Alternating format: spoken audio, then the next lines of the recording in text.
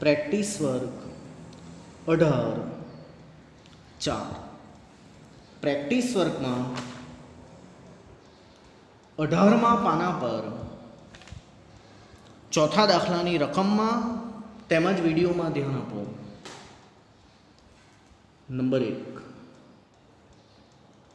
એવું કહેલું છે કે નીચે આપેલી બહુપદીઓનું સુરેખ, દ્વિઘાત અને ત્રિઘાતમાં વર્ગીકરણ કરો. એટલે કે 1 ઘાત, 2 ઘાત અને 3 ઘાતમાં વર્ગીકરણ કરો. નંબર 1, x3 વત્તા 5x વર્ગ વત્તા 12. સૌથી પહેલું કામ કે તમને ચલ x ની વધારેમાં વધારે ઘાત કેટલી દેખાય છે? 3. અહીં ચલ x ની મહત્તમ ઘાત 3 છે અને ચલ x ની જે મહત્તમ ઘાત હોય એને જ બહુપદીની ઘાત કહેવાય. માટે આ બહુપદીની ઘાત 3 છે અને જે બહુપદીની ઘાત 3 હોય તેને ત્રિઘાત બહુપદી કહેવાય. માટે આ ત્રિઘાત બહુપદી છે. નંબર 2, 4x વર્ગ ઓછા 49. સૌથી પહેલું કામ કે તમને અહીંયા ચલ x ની વધારેમાં વધારે ઘાત કેટલી દેખાય છે? 2. અહીં ચલ x ની મહત્તમ ઘાત 2 છે અને ચલની જેટલી મહત્તમ ઘાત હોય એને જ બહુપદીની ઘાત કહેવાય. માટે આ બહુપદીની ઘાત 2 છે. માટે આ દ્વિઘાત બહુપદી છે. દાખલો નંબર 3, 5 ઓછા 3t. સૌથી પહેલું કામ કે તમને ચલ t ની વધારેમાં વધારે ઘાત કેટલી દેખાય છે? 1. અહીં ચલ t ની મહત્તમ ઘાત 1 છે અને ચલની જેટલી મહત્તમ ઘાત હોય એટલી જ બહુપદીની ઘાત કહેવાય. માટે આ બહુપદીની ઘાત 1 છે અને જે બહુપદીની ઘાત 1 હોય સુરેખ, જે બહુપદીની ઘાત 2 હોય દ્વિઘાત, જે બહુપદીની ઘાત 3 હોય ત્રિઘાત. માટે આ સુરેખ બહુપદી છે. સુરેખને જ એક ઘાત બહુપદી પણ કહે છે. નંબર 4, 4y વત્તા 11. સૌથી પહેલું કામ કે તમને ચલ y ની મહત્તમ ઘાત કેટલી દેખાય છે? 1 દેખાય છે.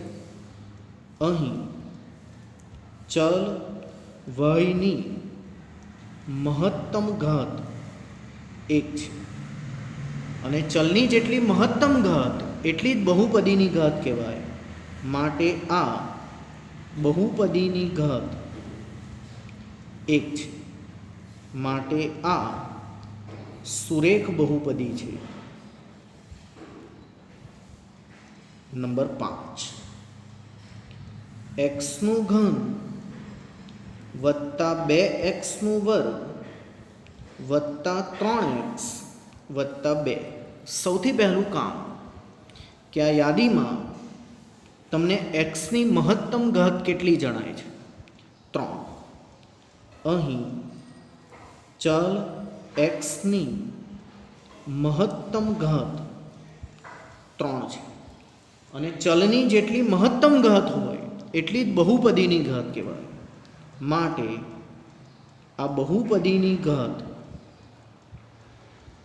3 છે અને જે બહુપદીની ઘાત 3 હોય તેને ત્રિઘાત બહુપદી કહેવાય. માટે આ ત્રિઘાત બહુપદી છે. નંબર 6, 35x વર્ગ ઓછા 16x ઓછા 12. સૌથી પહેલું કામ કે આ યાદીમાં તમને ચલ એક્સની વધારેમાં વધારે ઘાત કેટલી દેખાય છે? 2 ઘાત 1 ઘાત 0 ઘાત એટલે કે 2 ઘાત.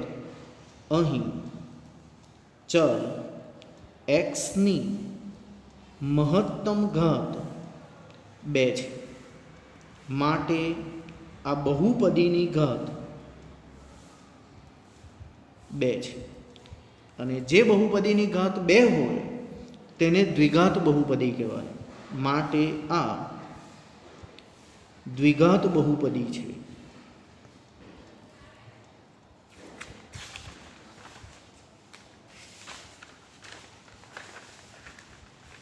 આગળ ધ્યાન આપો. ટેક્સ્ટ 28:3 ચોપડીમાં 28મા પાના પર ત્રીજો દાખલો.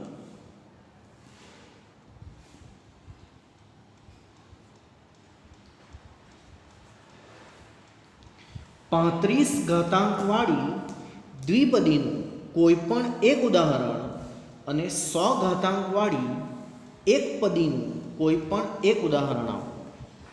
એમ કહે કે 35 ઘાત હોવો જોઈએ એવી દ્વિપદી 35 ઘાત વાળી દ્વિપદી ઘાત હોવી જોઈએ બહુપદીની 35, બહુપદીની ઘાત 35 જોઈએ અને એવી દ્વિપદી એટલે કે 2 પદ હોવા જોઈએ. દાખલા તરીકે 7x⁵ વત્તા 6x. આવા કોઈ પણ ઉદાહરણ લખી શકાય. આમાં કહેવાય બહુપદીની ઘાત 35, આમાં કહેવાય બહુપદીની ઘાત 35 અને 2 પદ એટલે દ્વિપદી. 35 ઘાતવાળી દ્વિપદી, 35 ઘાતવાળી દ્વિપદી. એવી જ રીતે બીજો એક પ્રશ્ન છે, 100 ઘાતવાળી એક પદી લખવાની છે. 100 ઘાત હોવા જોઈએ એવું એક જ પદ, તો કંઈ નહીં, આમ લખી દેવાનું 5x⁵. આવું કંઈ પણ લખાય, 3x⁵, 15x⁵, 15z⁵, કંઈ પણ લખી શકાય. 100 ઘાતવાળી એક પદી કે જેમાં એક જ પદ હોય તેવી બહુપદી, 100 ઘાતવાળી એક પદી. ટૂંકમાં એક દાખલો હતો જે મેં તમને કરાવ્યો, 35 ઘાતવાળી દ્વિપદી અને 100 ઘાતવાળી એક પદી. 35 ઘાતવાળી દ્વિપદી અને 100 ઘાતવાળી એક પદી, આવા અસંખ્ય ઉદાહરણ હોઈ શકે.